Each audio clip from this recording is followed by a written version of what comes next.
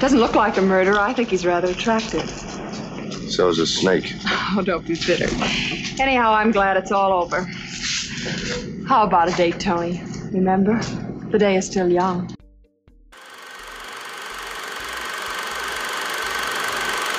Hello to all the classic people that are returning. I'm glad you're back. I want to welcome any new visitors. As a technical note, references and citations are listed for each show on the site at classicmovierev.com. Today, we are taking on the Film Noir Night Editor 1946. This film has a low 6.7 rating on imdb.com. The film is utterly dogged on RottenTomatoes.com with no tomato meter score and a dismal 27% audience approval. Noiroftheweek.com said of the film, quote, "And aren't we glad, because Night Editor is about as solid a hard-boiled artifact of early classic B-noir as can be found, overshadowing even The Devil Thumbs a Ride when it comes to dishing out low-rent seediness," unquote. About a decade ago, Sony released a collection of 8 films titled Bad Girls of Film Noir. As a tribute to what a great femme fatale Janis Carter as Jill Merrell was, Night Editor 1946 was included in this set.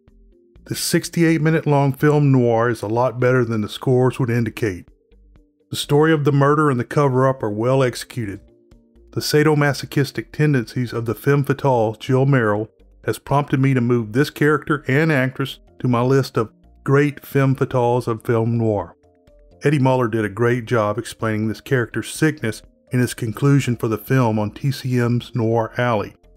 Daddy, isn't somebody getting killed? Why is that lady so excited?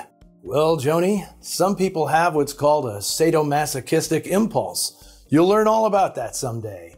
Yes, Joni, that's why I married your father. He stated that it had to be hidden from the censors, who must not have checked very closely. Actors. Right, and I'm a Shakespearean actor. Veteran character actress Jeff Donnell played the loving wife Martha Cochran. She was sickeningly sweet in this role. Donnell was first covered in The Blue Gardenia, 1953. William Gargan was in the role of Police Lieutenant Tony Cochran. Gargan was born in New York City in 1905. I'm walking here! I'm walking here! Following high school, Gargan worked as a bootlegger and later as a detective.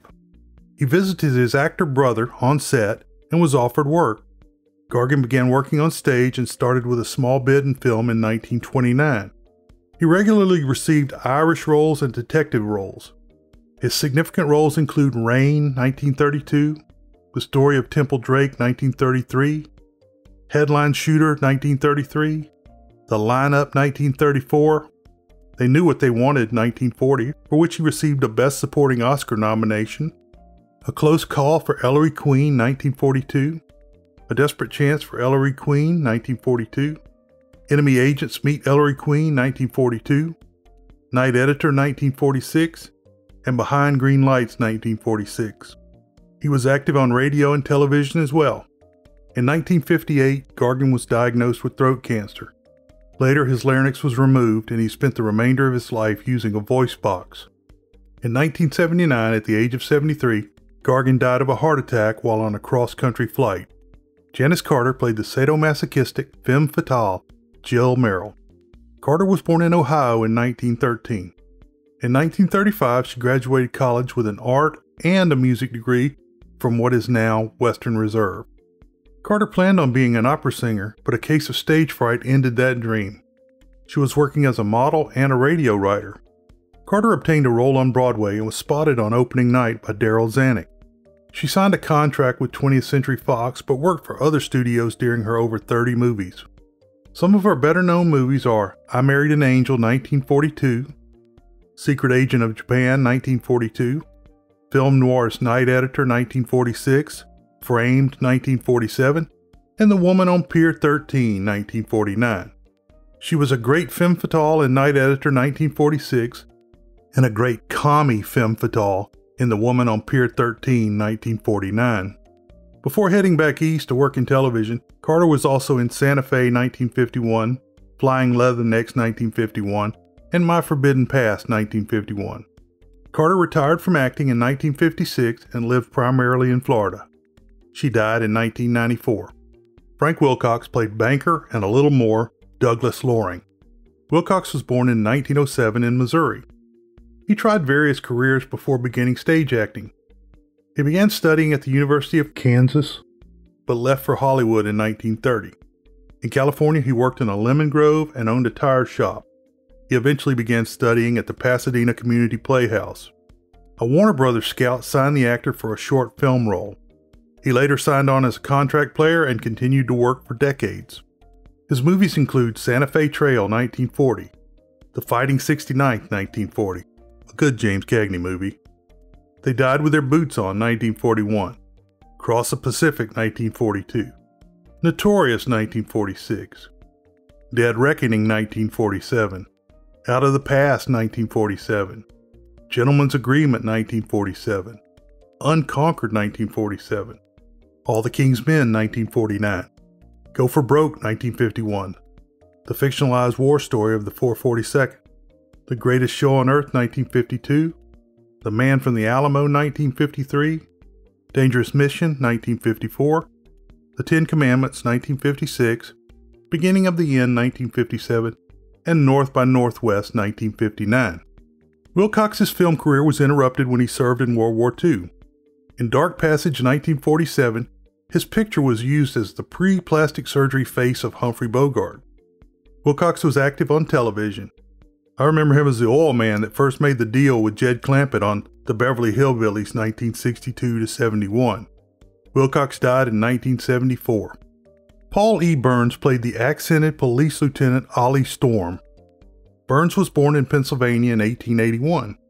He is primarily known for The Royal Mounted Rides Again 1945, Smoke River Serenade 1947, and Son of Paleface 1952.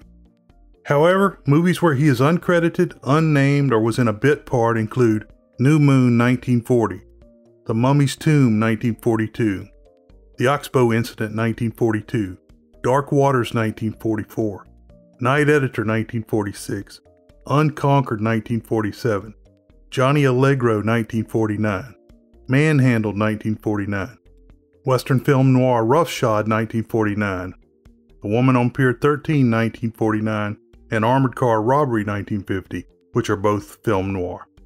He was also in Santa Fe 1951 and the Elvis Presley movie Love Me Tender 1956. Burns died in 1967. Story. Let me explain. No, there is too much. Let me sum up. After the credits roll, a barge is shown moving along the Hudson River. Next is the sign for the New York Star newspaper. The streets are empty except for a lone street cleaner. A man in a daze walks in front of the machine, causing the driver to swerve. When he goes into the building, he slowly walks right through a recently mopped floor with no regard for the cleaning lady. The man has a drink of booze before heading into the office. Inside, 4 older men are playing cards. The slow-walking man is Johnny, Coulter Irwin.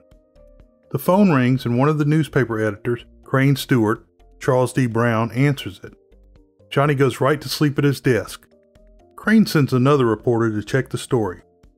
A cop named Doc, Robert Kellard, comes by on the way to the morgue, and by the morgue, I think they mean the newspaper stacks. Johnny hasn't been home to see his wife in 2 weeks. You let Johnny alone. He's a sick man. Hasn't been home for 2 weeks. Now he's afraid to go. Crane starts telling a story about Police Lieutenant Tony Cochran, William Gargan. The others don't want Doc to hear. They tell the tale louder so Johnny can hear. With a spin of a coin, the picture goes back in time to show that Tony loved his wife and his son. Tony tells his son that he is working nights on something special. The boy is laying some heavy guilt on his father about going away. In the hall, Tony runs into his wife, Martha Cochran, Jeff Donnell. Martha asks if he is going out again tonight. She keeps a brave face and is very loving. Tony debates leaving while sitting in the car. He leaves anyway. Tony drives downtown and picks up a fancy filly, Jill Merrell, played by Janis Carter. Tony makes a stop at the police homicide office where he works. This'll only take a few minutes. Tony. What? Kiss me before you go. I told you I'd be right back. Kiss me. What do you want, blood? Yes, blood. Don't boil over yet, Jill. It ain't time yet. He goes to see Police Captain Lawrence, Harry Shannon. Lawrence asks Tony what shift he is working. He fusses because Tony has been taking a lot of nights off. Tony tells a very interesting immigrant, Lieutenant Ollie Storm, Paul E. Burns, that if anyone calls, they must be told that Tony is working. Tony and Jill park the car at a deserted spot near the beach. Tony says it is the end of the line for the two of them. They have an insulting contest. Well, this is it, kid. What do you mean? The end of the line, baby. This is where I get off. You're worse than blood poisoning. To hear you talk, you'd think I was crawling after you. I don't need you. I can buy and sell you. You're like a sickness. I was sick. No, Tony, it was a fever. It's a nightmare with convulsions. It's definitely fast-talking high pants. They embrace in a passionate kiss. Why can't I quit you? Another car pulls into the other side of the lover's lane. The new car's driver gets out of the car and suddenly starts beating the woman to death. Tony turns on the car's headlights as Jill yells for him not to go. Tony gets a good look at the man's face. He aims at the killer, but Jill's pleas and the voice of his son stop him from firing. He looks at the dead girl and returns to Jill. Tony says the murder weapon was a tire iron and the girl was very young. Jill is overcome with a passionate desire to see the fresh kill. I'm not going to say anything, Tony. Let the cops find out for themselves. I let him get away. You had to, Tony, for me and for you, too. You don't get it. She's just a kid in there. He killed her. I'm a cop. I didn't even try to stop him. Tony, I want to see her. I want to see her, Tony. Shut up. I want to look at her, Tony. Shut up. I want to look at her. I'm surprised it made it past the censors. Tony drives away, leaving the dead girl behind. They do not report the crime. Tony is at work when Ollie comes over to talk to him. Ollie picks up the phone and the murder has been reported to their office. The two policemen go and talk to Lawrence. The dead woman is Elaine Blanchard, Betty Hill, who is uncredited. The three men head to the beach and the crime scene.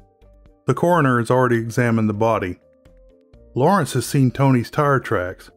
Tony sees the tracks too, and he walks on them trying to destroy them. Lawrence calls Tony back about the tire tracks that haven't been destroyed. The lieutenant tells him to make a plaster cast impression. Lawrence thinks it was a robbery. She had $200 in cash and $12,000 in jewelry. Lawrence says the other car's tracks have an identifiable cut in it. Tony may have left fingerprints on the dash. Elaine's friends think she has been seeing a married man. Tony is assigned to check out her bank account. Ollie sees that Tony is hiding something. On the list of friends of the deceased, Tony sees the name Mr. and Mrs. Paul Merrell, e.g. Jill, think I used that right, that he is seeing. Tony calls the Merrell residence, but the husband picks up. He then calls home to talk to Martha. She is sweet as pie. He asks if he can take her to supper. When he finds out she has planned to eat with friends, he gets mad and tells her to go ahead with her plans. Tony is in a diner while the cook solves the case. Ollie comes in and orders 4 glasses of buttermilk. Ugh. He adds salt to each glass before drinking the contents. Ollie says the tire tracks could be from a different brand. You got something to say? Spill it. I don't like this pussyfooting around. We've been friends for a pretty good long time, Tony. I just wanted to know how you make out. Well, don't be such a good friend to me. Tony goes home to his garage. By a small lamplight, he is removing the tire that has the cut in it. Martha comes in and surprises him in the dark. When she tries to turn on the light, he gets verbally aggressive. Tony is really hostile when Martha touches his arm. The editor that is telling the story is shown, and Johnny is starting to listen. Crane continues that Tony was from the wrong side of the track and grew up fighting. He is still fighting as an adult against himself and everyone else. Jill is shocked when Tony shows up at her door. Tony had been to the house about a year earlier on a burglary call, and this time he was also on official business. Tony talks to Jill and her husband. The husband has to go to work and leaves Tony and Jill alone. Jill starts toying with Tony as soon as her husband's gone. Tony makes like he is going back with her. Isn't it a little early for you to be drinking? Oh, no. This is kind of a celebration by way of a reunion. Isn't it, Tony? I thought you said we were through. Then he drops the line asking her who the killer was. She says she knows but won't tell. When Tony begins to leave, she says she really doesn't know the killer's name and begs Tony to stay. He says he will be back because they are partners in the crime. Tony's next stop is Elaine's bank. He is sent to Vice President Douglas Loring, Frank Wilcox. As soon as Tony sees Loring, he recognizes him as the killer. He hides his surprise and begins to ask questions about the murder. Loring says that he knew the dead girl Elaine very well. He says she was in the bank on the day of the murder. When did you see her last? Well, let me see. Last weekend, Mrs. Loring and I... No, I saw her for just a moment day before yesterday. The day she was... the day of the tragedy. She was here in the bank just a little while before closing. Outside, newspaper sellers are saying Elaine's murderer has been caught. In the station, they have Phillips, Charles Wagenham, in custody for the murder. He had Elaine's jewelry. Phillips says he found her first and robbed the body. Tony waits outside the bank. He has had Jill come by and confirm the identification of Loring. She does, and the two slowly walk away talking. Jill is grinning again with excitement about the murder. Well, did you see him? Yes. Is that him or isn't it? Of all places, in a bank. Sitting there as calm as... I had to make sure. In a bank. Doesn't look like a murderer. I think he's rather attractive. So is a snake. Oh, don't be bitter. Anyhow, I'm glad it's all over. How about a date, Tony? Remember? The day is still young. Jill wants a date with Tony. Tony tells her to meet in the library behind the stacks. When Jill gets there, she says Elaine was nasty and probably deserved what she got. Jill is content to let the innocent man take the blame and be executed. Then Jill slips that she knows Loring is married. Jill is still looking for a date, but Tony is out to get the guilty man. Tony looks at Elaine's stolen jewelry. He takes one clip with him from the evidence room. Tony goes directly to Loring. Loring is happy that the killer has been caught. Tony asks about the clip he has brought with him. Tony has Loring sign that he can ID the clip as being worn by Elaine. Loring wipes his prints off the clip before handing it back. The editor that is telling the story is shown again, but he is on a break from storytelling. One of the newspaper men realizes from the tale that Loring's fingerprints were on the pen he used. Johnny is being sarcastic about the story. Crane continues with the story. Tony tells Jill on the phone that he is heading down to Captain Lawrence's office and then to the district attorney's office. The newspaper sellers are shouting that Phillips is going to the chair in the morning. Lawrence decides that the evidence Tony had is sufficient to go to the DA. Lawrence, Tony, and Ollie meet with the DA. The DA doesn't want to stay Phillips's execution and brings Loring in from the other room. Loring is on a first-name basis with the DA. Loring has already told the DA that his fingerprints were in Elaine's car because he was in her car until 6 p.m. Loring implies that he was having an affair with Elaine. He denies being the killer. Beat her to death with a tire iron! I beat that poor girl to death and then come down here and tell you all this? What do you think I am, a fool? Believe me, I tell you I had no more to do with the death of Elaine Blanchard than you did. Tony seems beaten, and Ollie takes up the questioning. Loring has brought along Jill as an alibi witness for him.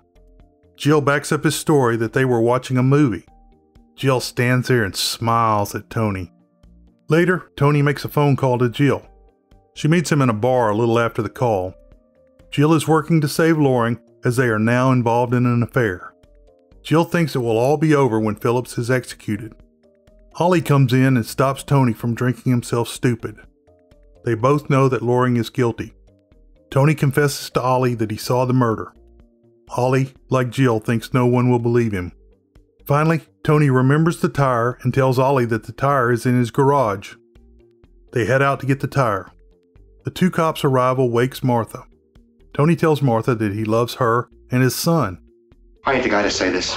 I don't know how else to tell you. I love you. Oh, Tony. No, wait a minute. I don't have much time. I don't want to ever hurt you and Doc. Not for anything in the world. Oh, keep still, you big fool. Do you think I'm blind? You know? I don't know anything. All I know is come home quickly, Tony, to us, quickly. She says essentially, no problem. Tony and Ollie rush to Jill's house. Tony finds Jill in the kitchen with her tongue down Loring's throat. She smiles and Loring gives a stink face. Loring leaves the room to take some drinks out. Tony says he has found somebody that believes him. He says they have to go downtown and sing a duet. Jill says she is under Tony's spell and will do what he says. Now we get down to headquarters and sing a duet. You're going to tell him you lied about Loring. All right, Tony. I shouldn't have tried to change your mind. I can see that now. I was a coward, Tony, but you give me strength. Save your pretty words for the DA. You meant a lot to me, Tony. You mean a lot to me. I'm a funny girl. I don't understand it myself.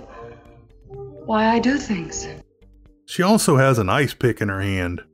Jill asks for a kiss goodbye and stabs the ice pick into Tony's back. Then Jill vows to tell the truth.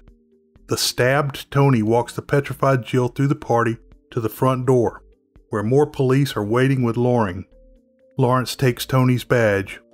Ollie says he is proud of Tony just before Tony falls to the ground. Back at the newspaper office, Doc comes out and tells Crane he has known that story for a long time. Crane begins to say that he told the story for Johnny, but Johnny is already gone when they look up. Downstairs, Johnny asks for a pack of cigarettes from the clerk that runs the tobacco stand. The clerk is Tony, the policeman that made a mistake. Tony says he always takes his wife and son fishing on Sundays. Tony says that his son is Doc, the detective. Some kid. The hottest detective in homicide. Here you are. Tony! What's the matter? You seen a ghost? You're Tony Cochran. Johnny is thrilled to meet Tony. Johnny goes out onto the street, and the guys from the editor's office ask him if he wants coffee.